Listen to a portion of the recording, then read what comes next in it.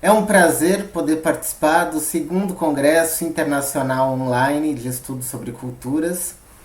A proposta de abordagem, então, para essa palestra são as abordagens culturais latino-americanas.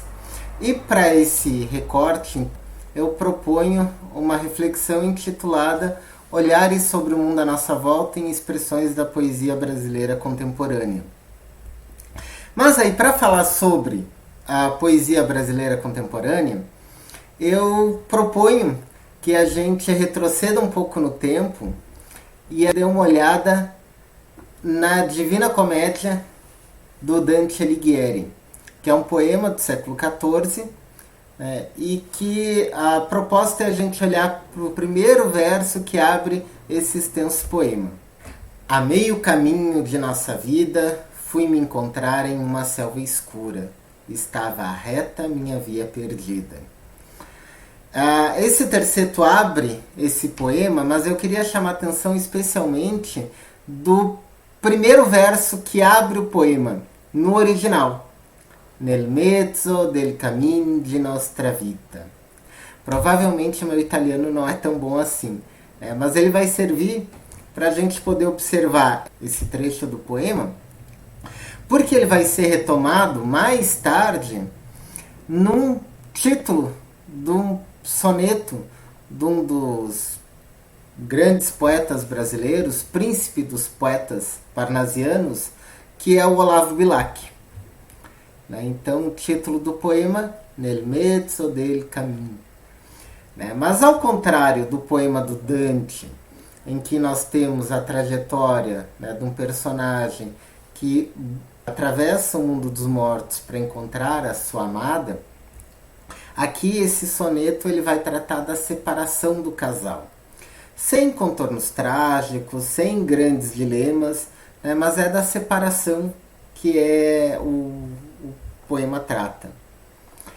E ainda, se a gente volta para esse trecho do Dante Alighieri, que é destacado aqui no título do Olavo Bilac, e traduzirmos, a gente vai remeter a um dos poemas mais icônicos da obra do Carlos Drummond de Andrade, No Meio do Caminho. No meio do caminho tinha uma pedra no meio do caminho, tinha uma pedra, no meio do caminho tinha uma pedra. Nunca me esquecerei desse acontecimento na minha vida de retinas tão fatigadas. Nunca me esquecerei que no meio do caminho tinha uma pedra e tinha uma pedra no meio do caminho, no meio do caminho tinha uma pedra. Então aqui a gente tem essa presença da pedra no meio do caminho, como uma espécie de obstáculo, como uma espécie de desafio que se coloca para o sujeito lírico. E aí esse poema ele vai se tornar icônico na literatura brasileira produzida a partir do século XX, porque ele vai ser retomado em várias outras ocasiões, das quais eu destaco um poema também dos mais importantes do João Cabral de Melo Neto, que vai dar o foco não para o meio do caminho, mas para a pedra. Então, a educação pela pedra. Uma educação pela pedra, por lições, para aprender da pedra, frequentá-la, captar sua voz enfática, impessoal. Pela dicção ela começa as aulas. A lição de moral, sua resistência fria ao que flui, a fluir, a ser malhada. A de poética, sua carnadura concreta. A de economia, seu adensar-se compacta. Lições da pedra, de fora para dentro, cartilha muda para quem soletrá-la. Outra educação pela pedra. No sertão, de dentro para fora e pré-didática, no sertão a pedra não sabe lecionar, e se lecionasse não ensinaria nada. Ela não se aprende a pedra. Lá a pedra, uma pedra de nascença, entranha a alma. Esse poema do João Cabral de Melo Neto, ele é muito interessante justamente porque o que ele propõe é uma postura de contemplação da nossa parte para a pedra. Como se aquela pedra, na sua imobilidade, na sua característica ali, ela pudesse nos ensinar várias coisas. né? E o que se segue nessa primeira estrofe são justamente esses aprendizados possíveis, né? Apenas pela observação. Mas ele faz um contraponto com o homem do sertão, que ele não consegue aprender da pedra, né? Justamente porque lá a pedra não tem o que ensinar e a pedra ela entranha a alma do homem sertanejo, né? A pedra, justamente pela referência da dificuldade, pela referência da vida dura, né? Enfim, pelos dilemas históricos aos quais o sertanejo brasileiro ele é, enfim, a gente identifica essas dificuldades, né? Então a pedra ela não tem o que ensinar justamente porque essa pedra já é parte da alma desse sertanejo. E aí, quando a gente segue com mais algumas referências de poesia, a gente chega na obra do Sérgio Vaz, que não me parece, por acaso, que o título é justamente O Colecionador de Pedras. O Sérgio Vaz, ele é um poeta que atua, né, em São Paulo, ele é agitador cultural, ele tem bastante premiado, cada vez mais reconhecido. E aí um dos livros dele é justamente O Colecionador de Pedras, que o que será que remete? Será que remete àquela pedra problema do Drummond que a gente viu? Será que remete a essa pedra que ensina, ou essa pedra entranhada na alma que a gente vê em João Cabral? É isso que eu quero propor que a gente considere na leitura de algumas partes desse livro. Quando a gente abre o livro, logo em seguida nós nos deparamos com duas afirmações, né, que são: as pedras não falam, mas quebram vidraças. Me parece interessante que a gente sai, né, a partir dessas duas partes, a gente sai de uma posição em que a pedra ela é algo a ser observado, a ser contemplado, ou como um problema externo a nós, e aqui a pedra ela se converte como meio de expressão. Né? Justamente o atirar a pedra, o quebrar a vidraça, né, ela acaba adotando uma postura muito mais ativa, né, por aquele que não apenas olha, mas se apropria dela e expressa a sua posição em relação ao mundo. E aí eu acho que a gente consegue aprofundar um pouquinho mais uma reflexão sobre isso quando a gente lê o poema que dá título a esse livro, O Colecionador de Pedras. Pedro nasceu em dia de chuva no ventre da tempestade. Deus deu-lhe a vida, a mãe luz e pele escura. Dona Ana era jardineira, plantava flores sobre pedras. O pai, espinho de trepadeira, apenas doou o esperma. Pedra preciosa, foi recebido pelo destino com 4 pedras na mão. A fome, de forma desonrosa, transformou em homem o menino que brincava com os pés no chão. Por causa da pobreza, a pedra do seu sapato vendeu pedra de gelo com gosto de chocolate. Humilde, mas só se curvou de joelhos quando foi engraxate. Pedra lascada, construiu edifícios, varreu ruas, escreveu poemas. Mestre sem nenhum ofício, tornou-se pedregulho no rim do sistema. Rocha, onde a vida queria grão de areia, o poeta canta sua dor, rima a dor alheia. E sem deixar pedra sobre pedra do rancor, o amor ele sampleia. Esse poema ele me parece bastante interessante, justamente porque ele apresenta essa postura, né, do sujeito em relação à pedra, que é como que entranhada na alma, né, se a gente remete àquele poema anterior do João Cabral, como marca identitária desde o começo. Né? O próprio nome Pedro já remete à pedra, e todas as dificuldades, né, que se apresentam para esse sujeito, eles remetem àquela pedra problema do Drummond também.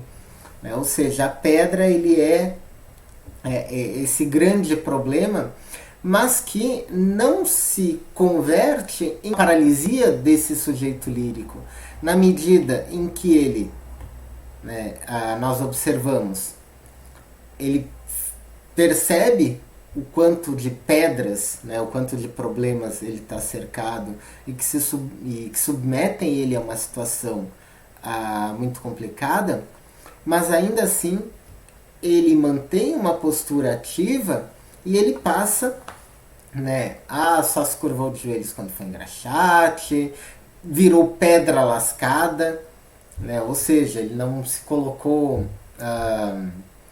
ele se apropriou, né, assumiu essa identidade e passou não só a ser aquilo que está no meio do caminho, não só a ser objeto de contemplação ou está ali entranhado na alma, mas ele age tornando-se um pedregulho no rim do sistema, né, pedra lascada, varreu ruas, escreveu poemas, né, rocha onde a vida queria grão de areia.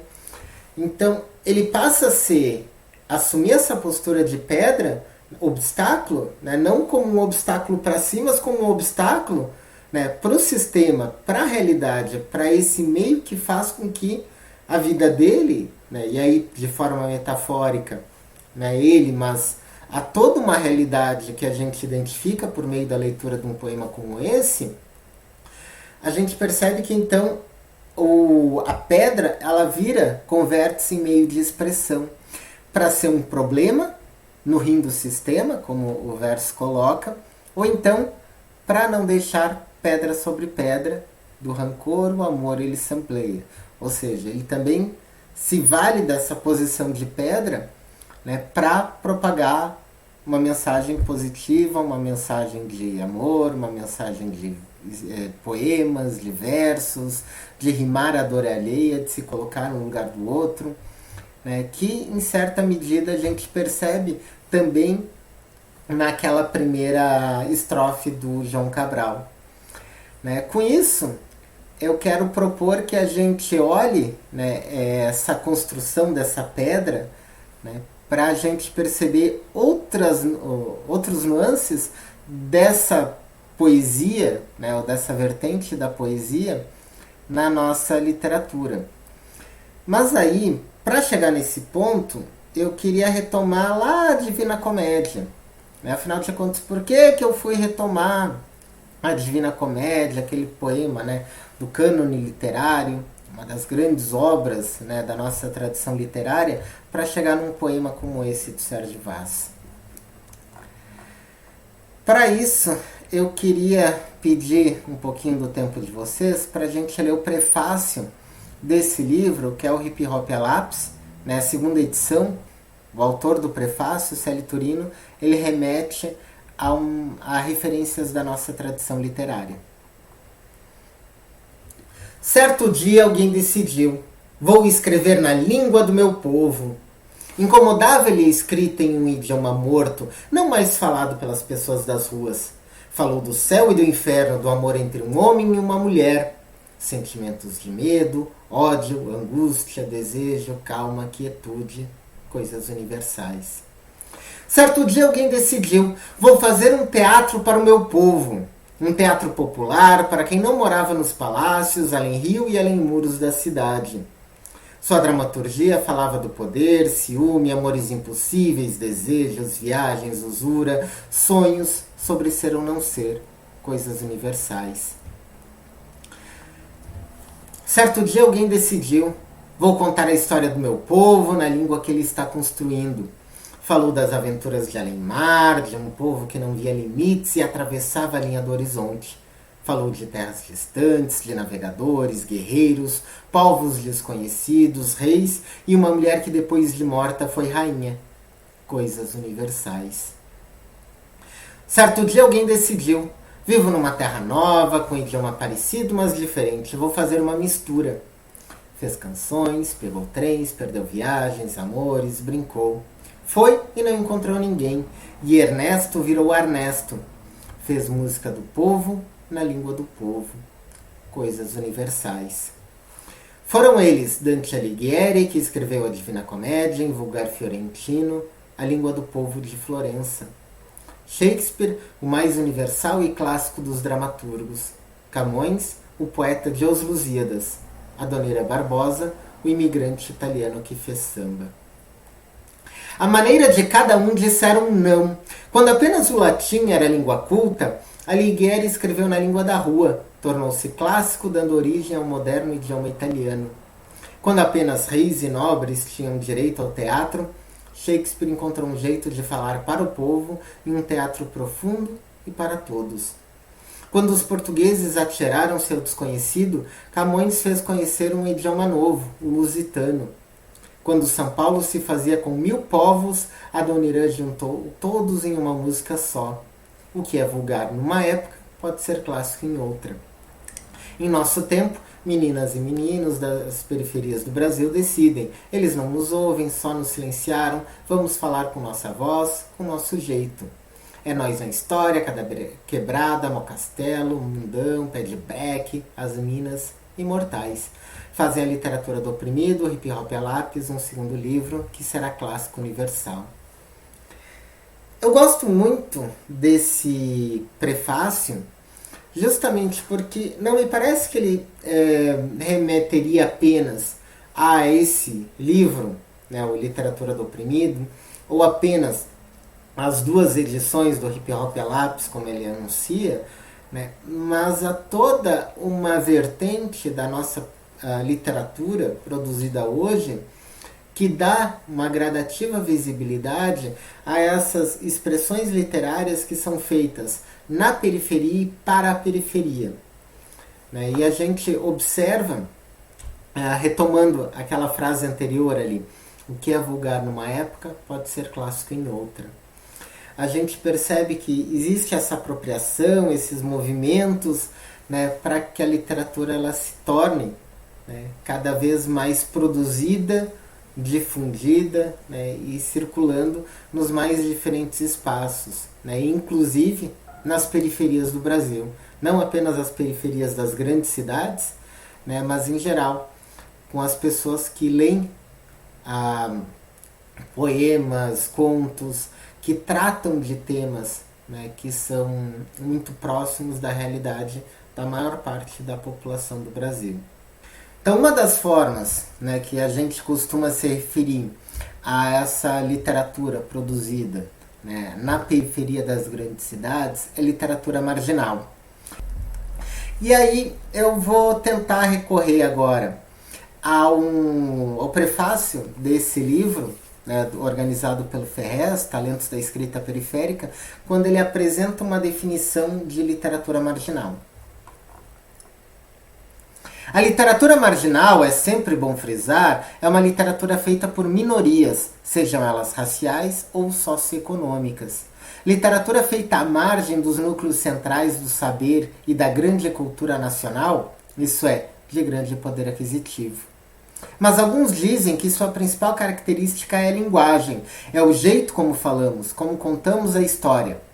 Bom, isso fica para os estudiosos. O que a gente faz é tentar explicar, mas a gente fica na tentativa, pois aqui não reina nem o começo da verdade absoluta.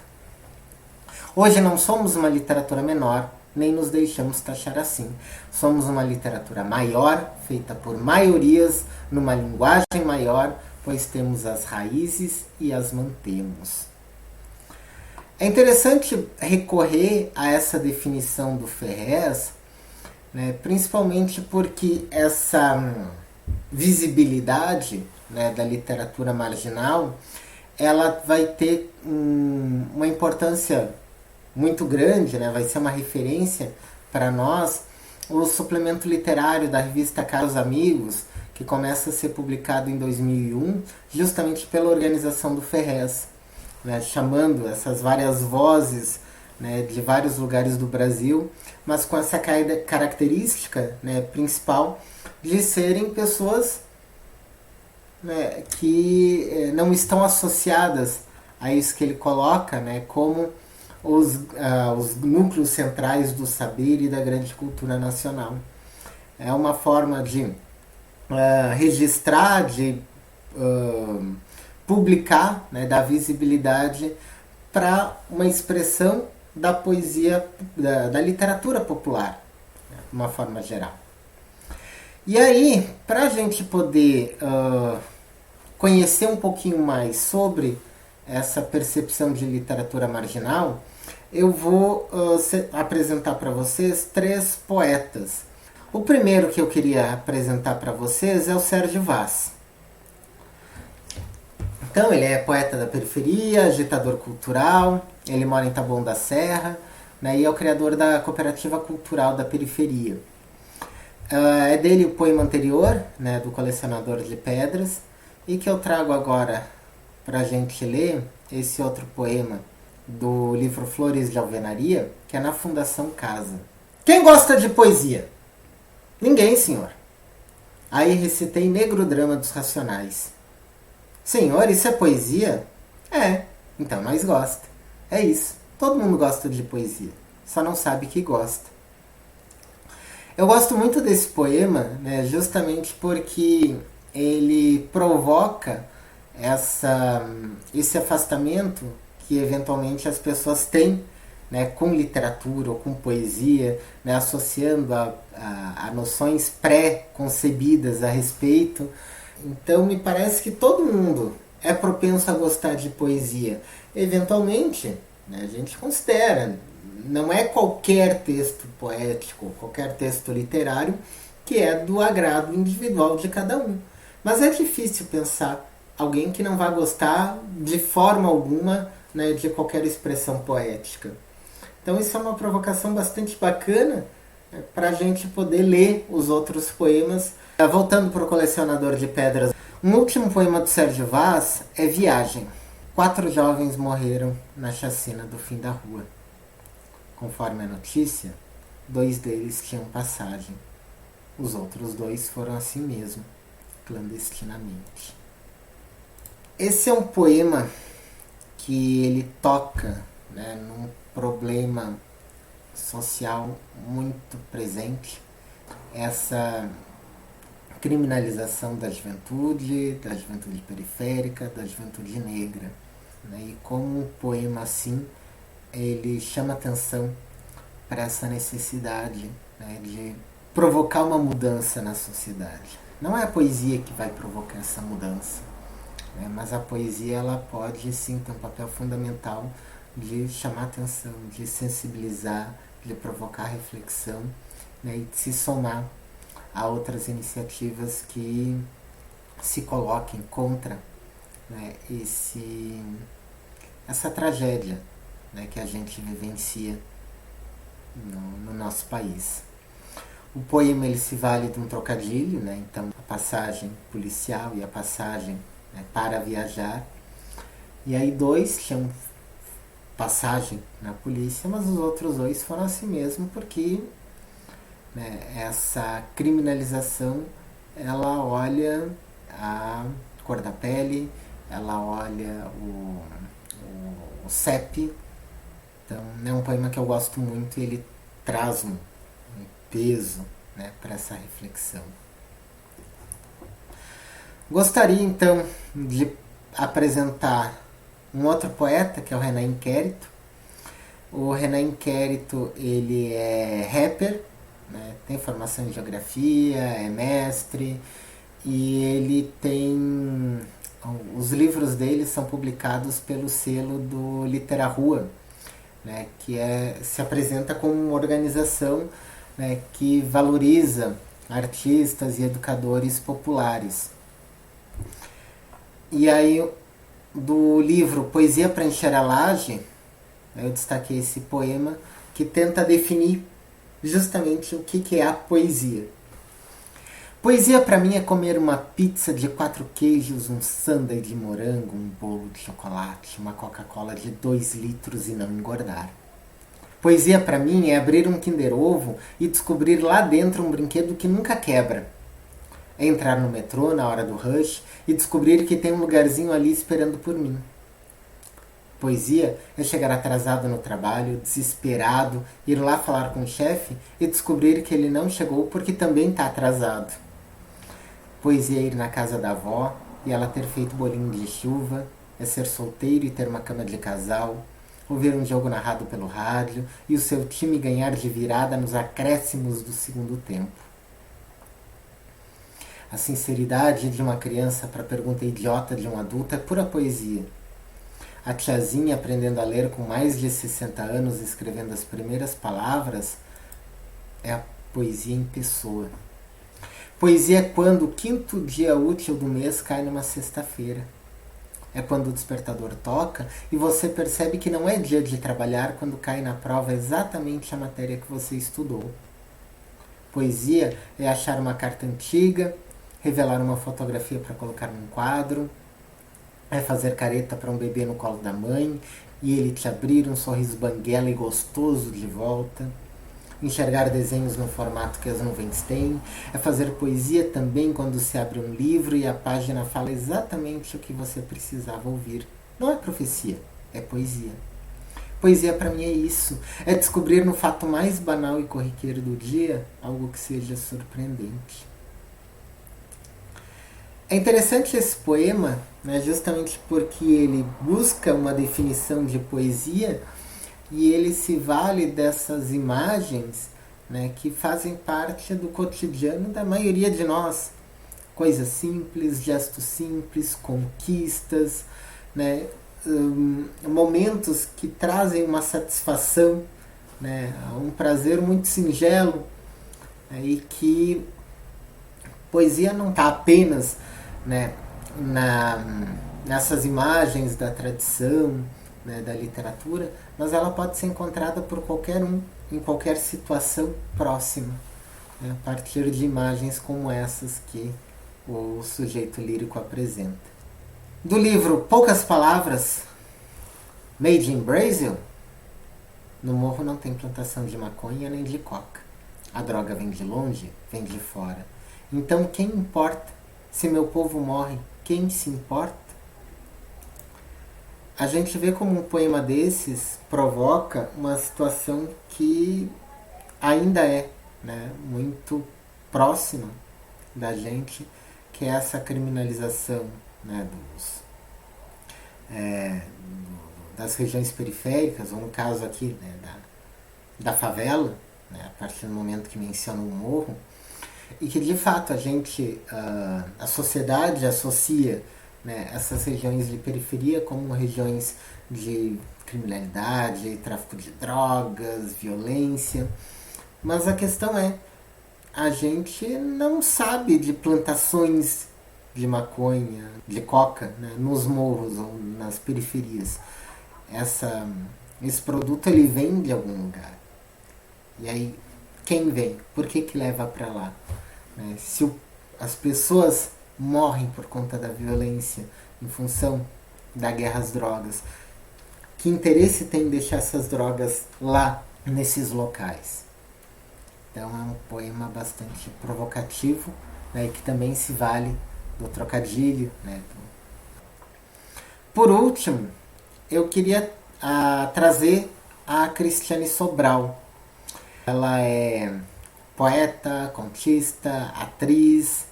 A poesia dela, ela traz, né, alguns temas que vão ser bastante interessantes da gente ler sobre a mulher negra.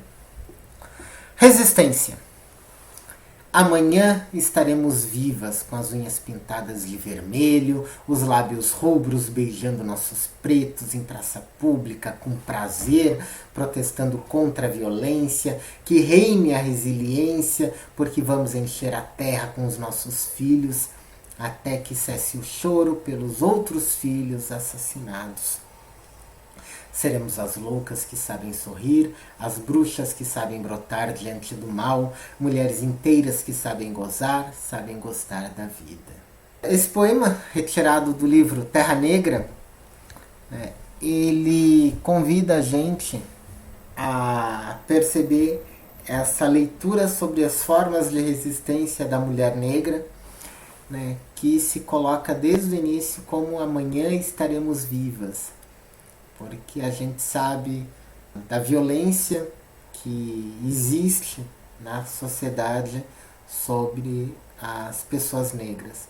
Então, estar vivo já é uma resistência. Estar vivo amanhã já são marcas dessa resistência. E estarem vivas e estarem, né, expressando prazer pela vida, juntas, protestando contra o assassinato desses filhos negros.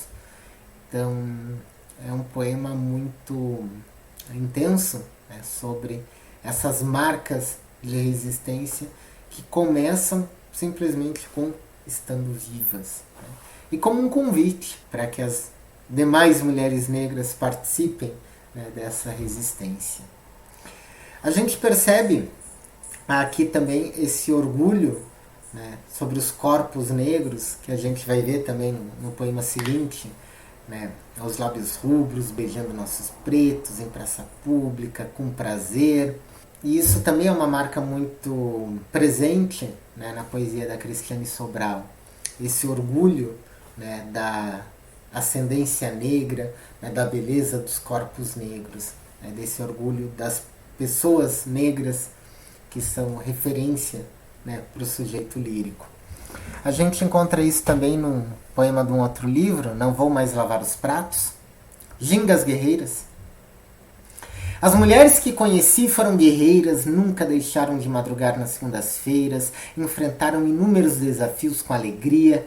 Graças a Deus aprendi com essas mulheres, graças a Deus cresci com tantas mulheres de longe e de perto. Encontrei mulheres rumo ao sucesso, algumas souberam encontrar o caminho certo, muitas enxergaram os tropeços da estrada bem perto. Sempre admirei suas glórias após o fracasso.